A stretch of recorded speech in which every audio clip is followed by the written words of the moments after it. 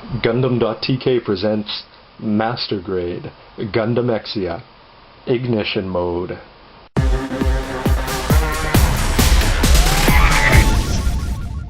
Robert 184 from Gundam.tk, and don't forget to check out all the other parts of the review. So now, taking a look at the plates, this is the pile that you're going to get as you build it up, and that is what's unique to the Ignition Mode. So on the A plate, I have to say I'm incredibly impressed because you get all the yellow parts, including the yellow parts around the head, which the 1/100th didn't have, just beside the ears. You get some bright red, white pieces here, but what's incredibly awesome about this, and I don't know if you can see it here, is that in addition to giving you clear green parts, they've actually written words, and what was usually deckled is actually, however they did it, burnt, lasered, whatever, into here, so that if you just put this on like this, you're going to see markings on the Exia. So a huge step up on the 1/100th just from that. Going through the rest of the plates, when you take a look at B, it's mostly swords. The helmet looks impressive, the way that they've split it up into multiple parts there. The C plate has the big piece for the shield, a bunch of leg armor, and the D plate is the blue, so you're going to have all the parts of the chest and the weapons and the shields. And after that, pretty much everything is gray parts that are going to go on the inside. But what I like seeing this is that the 1/100th had very similar parts, I remember, on the inside. So it looks like when they were engineering the Master Grade that they used some of the stuff from the 1/100th, which I thought was a very nice model at the time. So more gray parts from the frame, and what you're left with is 4 pink beam sabers and a big plate of rather large polycaps. Now, actually, I can't tell you what is unique to the full burst mode or the ignition mode, because I have to tell you I wasn't interested in anything other than the ignition mode. But so I don't know if you get this part with the regular Exia, but you're going to get a clear stand to hold the engine and clear parts here that I'm assuming you can put on instead of the green parts. Anyway, I'll let you know once I've actually built that up, or are these parts for the engine? I'm not sure. This is the back panel that you're going to put onto the LED lights. And these 3 plates are for sure unique to the ignition mode. You're going to get this nice 2-part thing, and it's actually, it's not just one color. It sort of has, I don't know, an oily feel to it, so it looks like there's some shimmer to it. So that's a pretty impressive looking cape. Looking at the silver make parts, which are unique to the ignition mode, you're going to get the short blade, the long blade, the big blade here. And what's sort of cool is that in addition to just the blades, they're going to give you the parts for the guns, so you can make that out of silver parts. And finally, this is the parts for the repair, including a broken V-fin, cool, a broken looking side for the head, the shortened sword, shortened gray parts for the sword, can't tell off the top what that is. You're going to get a special half mask for the, or a half eye set for the eyes. And you're still going to get a couple other gray parts, and that'll probably be what attaches the cape on. But overall, especially right now while the cheap price is on, I would spend the extra money and get the ignition mode, because you can build the regular Exia anyway if you choose.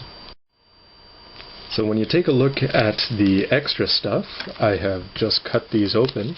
When you open up the seal package, you're going to get a regular set of stickers that instead of just being dark green like on the high grade, you can get, it's got the green markings around there, which look pretty impressive, and I'm assuming that's going to go on the legs.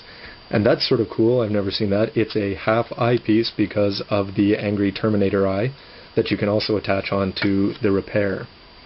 Down here you're going to get all of the Gundam decals, so if you want to put on some clear ones, these are actually very small, and they've got a lot of detail in them. And over here you've got Gundam seals.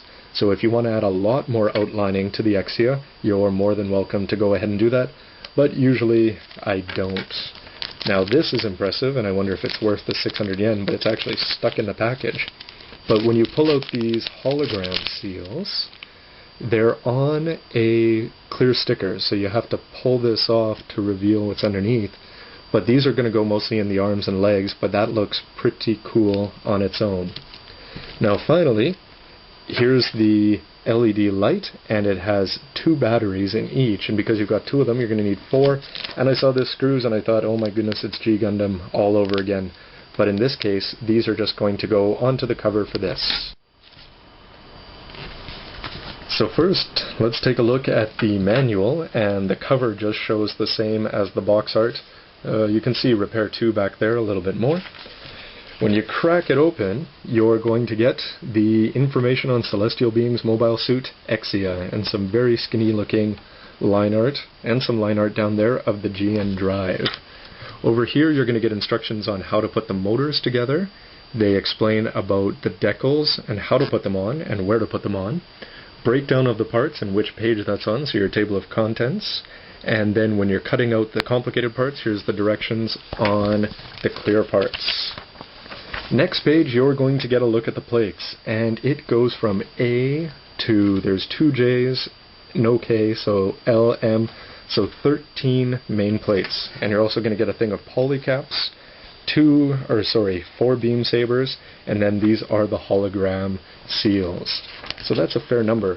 And also down at the bottom you can get the replacement information. If you ever lose something or you need to order plates, you can do that. And of course, well, the hologram parts are 600 yen, so $6, so they don't want you to order those if you didn't buy the ignition mode.